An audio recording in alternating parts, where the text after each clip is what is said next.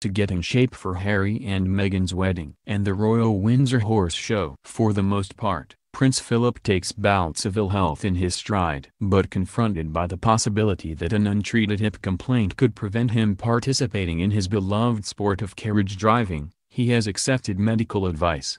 The aim of today's procedure is, however, twofold. It means, hopefully, he will be fit enough not just to take part in the Royal Windsor Horse Show on May 9th, but, crucially, to be an active participant at Prince Harry's wedding 10 days later. Both are key fixtures in Philip's diary. Indeed, Harry favored Windsor as his wedding venue because it would be easier for his grandfather to attend. Although he's 96 and therefore the prospect of a general anesthetic cannot be taken lightly, Philip remains supremely fit and remarkably strong for his age. He still walks quickly with one hand behind his back, as of old. And he still cuts a dapper figure, with tailored suits and well-polished shoes. This helps give the impression of a much younger man. Someone seen him for the first time would not believe he's an octogenarian. The Queen Mother underwent 2 hip operations in her 90s. She had a hip replacement at 95 and then, at 97, had surgery after fracturing her left hip. She recovered to continue carrying out public engagements. The Duke of Edinburgh, of course, has officially retired from royal duties, but he still makes a point of showing up at events, often unexpectedly, but to the delight of organizers.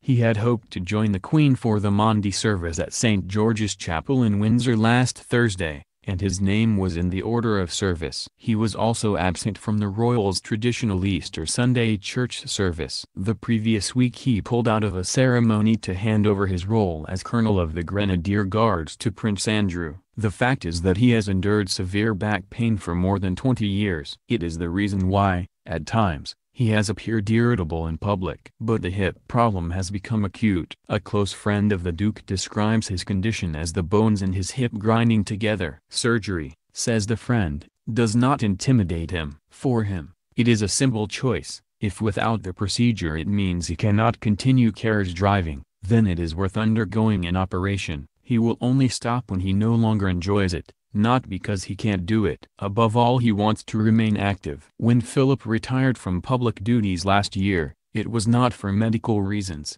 He simply wanted to enjoy more of his leisure time. Just a few days after Buckingham Palace announced the decision, he was carriage driving at the Royal Windsor Horse Show. He turned 96 last June, and a week later helped the Queen celebrate her official 91st birthday at the annual Trooping the Colour Parade. On June 20th, he spent the day at Royal Ascot, where temperatures were so hot that the dress code in the royal enclosure was relaxed for the first time.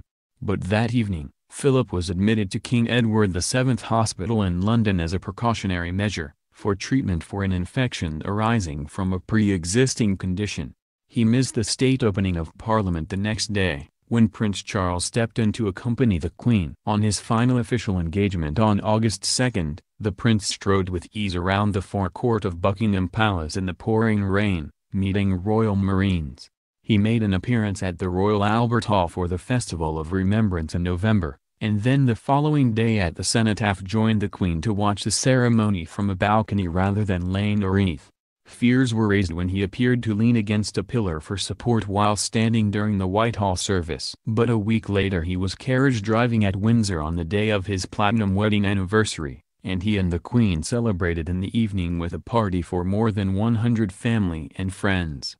The fact is he has never really been the same since the Queen's Diamond Jubilee 6 years ago, when the Duke, just short of his 91st birthday, contracted an infection after spending 4 hours on his feet in the rain and cold during a pageant on the River Thames.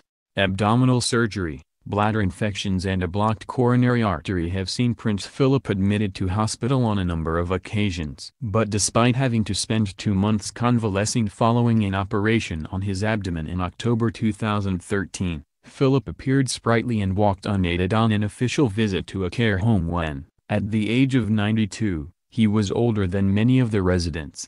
Royal life has always agreed with him, and most of his ailments and injuries have been sports-related. Philip suffers from arthritis in his right wrist, and broke a bone in his ankle playing polo. His arthritic wrist forced him to give up polo in 1971, when he was 50, after which he decided to take up carriage driving. The Duke is also an advocate of healthy eating combined with exercise. He once said he more or less followed the Atkins diet and he drinks only moderately. He takes the stairs, 2 at a time, rather than lifts, and still fits into the uniform he wore on his wedding day. But it is Harry's wedding day in 7 weeks' time that has recently been on his mind. Says the friend, with convalescence, he hopes to be there.